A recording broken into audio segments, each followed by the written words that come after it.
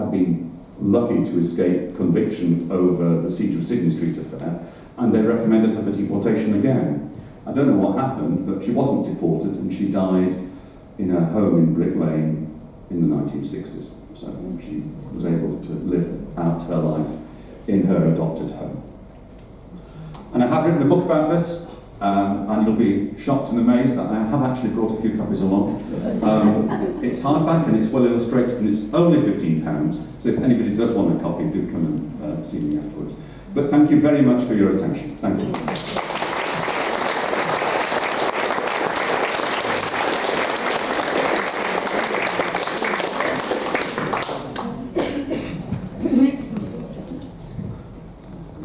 Thank you very much indeed. So questions now. Oh yes. I think you've got your hand up first, and then who's got the? Okay, I'll shout.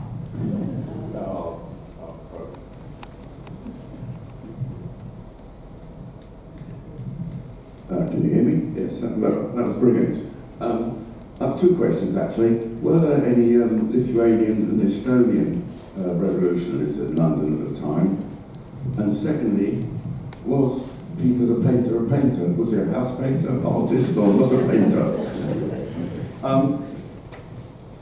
There certainly were. I mean, Estonians I'm not sure. Lithuanians, yes. They weren't part of this group. I mean, they would have spoken a different language, they probably had a different circle, but certainly some of the people who went to the Jubilee Street Club were from Lithuania. Whether they were anarchists or not, I don't know, because as I said, the club was open to all East Europeans who wanted to go along there, not necessarily just political figures. Yeah, Peter the Painter he was a commercial painter. He had got work in Marseille, painting the dockyards there and things like that. The pseudonym, I mean, you know, Peter the Painter is remembered because it's such a wonderfully alliterative pseudonym. That was devised by the London police, and it's probably a translation of a much more commonplace Latvian name. So in Latvia, he's known as Peteris Malderis, which doesn't quite have the ring of Peter the Painter. So the police are in large part responsible for the alliterative name, which meant that, you know, which allowed Peter the Painter to become an anti-hero.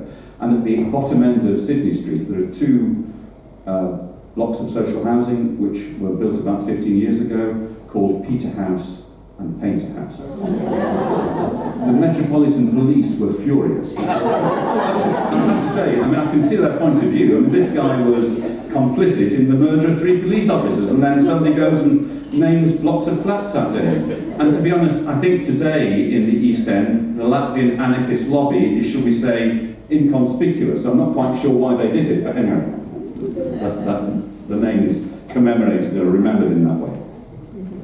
Chris, there was somebody who made it. Yes. He's just bringing a microphone. Hold on.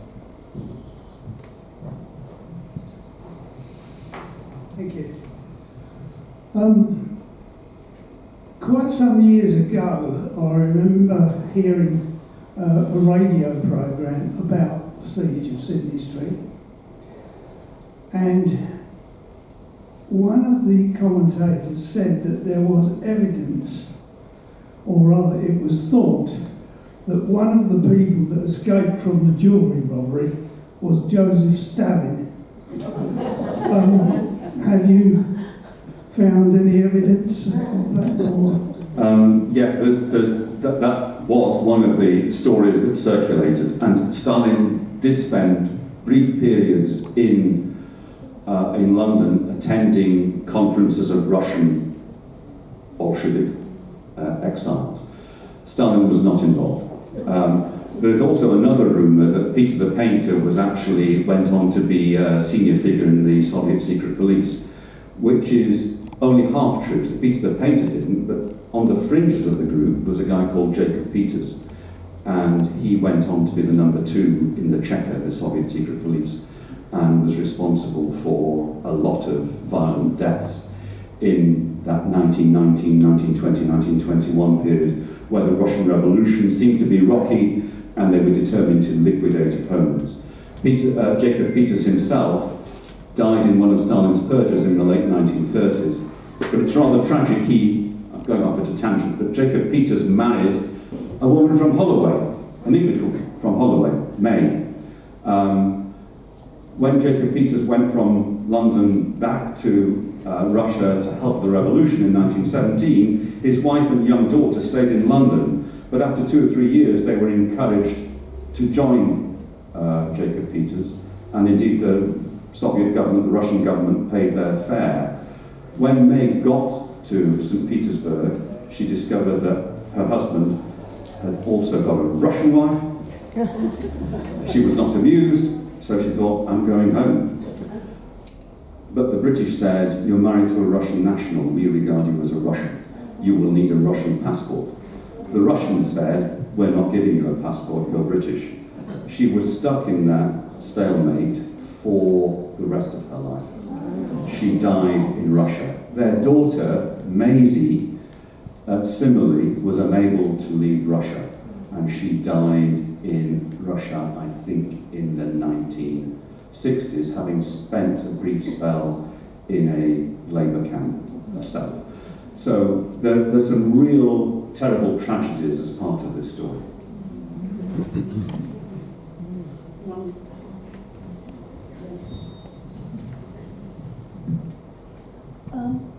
I'm curious, who was the informer? Was he an insider? No, was he part of aspiring? Was he a planter? Was it a chance thing? Yeah, we don't know for sure, though there is a lot of evidence that suggests it was a photographic enlarger who was not really part of the gang, but he did them a lot of favours. He helped them to find places to live, and he helped them to find their feet in London. They regarded him as a comrade. Whether he regarded himself as a comrade, I don't know. He wasn't an agent in as much as he hadn't been planted into the group. In fact, Special Branch, I think, were unsighted. They found it very difficult to penetrate, anarchist and revolutionary groups who operated mainly in East European languages. Though the Special Branch did have some agents who learned Yiddish so they could understand speeches in Yiddish and things like that. But in essence, we don't know. What we do know is actually the Russian consul here did have a network of informers. I don't think among the Latvians, but among others. And actually, whenever the police were sort of finding it difficult to make sense of all the emigre groups and loyalties and who do they take account of, and also where can we get a reliable Russian translation, because a lot of the people they arrested couldn't speak in English and had to be interviewed in Russian or in Yiddish. They would turn to the Russian consul to provide support. Sometimes Russian consular staff were the interpreters, which, to be blunt about it, was as good as sharing information with the Soviet secret police. But that's the way they operate. Thank you. People may is that okay? Can you hear me? Yeah. People may know that one of the policemen who died in the Tottenham action is buried in Abney Park. And I was earlier. I was wondering about the Bolshevik Mensheviks when you were talking about anarchists. Were they also active? You've touched on this a bit. I'd like to hear more. Anything about relationship between them? Yes, thank you. P.C. Tyler's grave in Abney Park is rather spectacular. It's in white marble and it has his police uniform folded with his police hat on top. And the young boy who was also shot dead is buried just a few feet away in Abney Park. They had a joint funeral service. Bolsheviks and Mensheviks, so these are the two wings of the Social Democrats. Social Democrats were then Marxists who were active. The Bolsheviks are the people who eventually carried out the 1917 revolution. That was Lenin's group. There were Russian Social Democrat groups active in London. Jacob Peters, who I mentioned, who was on the fringes of this group, basically insisted to the police, "You call me an anarchist? I'm a social democrat," which meant Bolshevik. "I spend my life fighting these anarchists. How can you call me an anarchist?" I think it protested a bit too much, and the dividing lines were fairly fluid at that time. But there were Bolsheviks. I'm not so much sure about Mensheviks, but there were Bolsheviks active here, and indeed there was a separate Latvian social democratic group in London. So that would have been of Latvian Bolsheviks. Bolsheviks were the majority group within social democracy. So yes, they were present. Lenin at one point in 1906 argued publicly in favour of revolutionary expropriation. You need to rob to sustain the movement. That's fine, go ahead. But by 1911, the Bolsheviks had turned their face against armed crime of this sort. So the anarchists were a little bit out on a limb. Thank you very much. It was absolutely fascinating, wasn't it? Everybody enjoyed it greatly. Where did the phrase devilish kind of courage come from? So you write a book and then you think, what am I going to call it? So I scoured all the newspaper reports of the siege of Sydney Street, and the Daily Chronicle reporter on the scene, I mean, while not in any way endorsing the actions of the two gunmen inside Sydney Street, said that they showed, quote, a devilish kind of courage. And it does have a ring to it.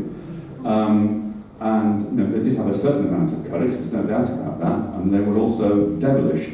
So that's where it comes from the Daily Chronicle. Thank you. Blue sessions. Fantastic, really, really interesting. Let's give him a cheer.